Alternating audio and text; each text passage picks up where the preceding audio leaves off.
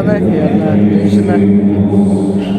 140-й Скрябин Дмитрий. Опять же 140-й Готовцев Василий. Герасимов Алексей.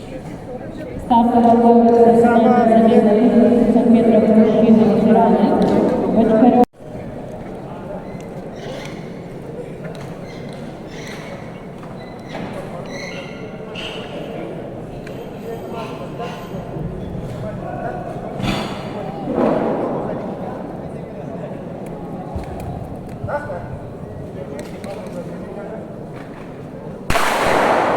Дан старт. Мужчины-ветераны.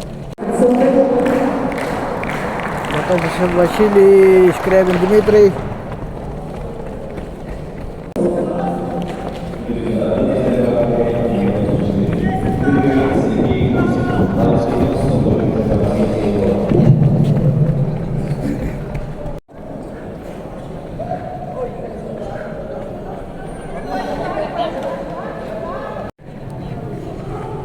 Представитель команды «Длительная поездка» сдает заявки на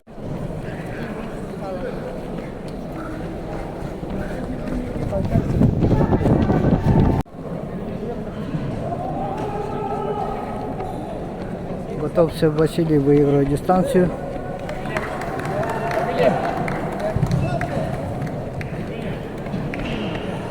Дмитрий Скрябин. Прыгает Мития Княгина, лишь номер 4. Готовится Вероника Дьячковская. Алексей Герасимов, третье место.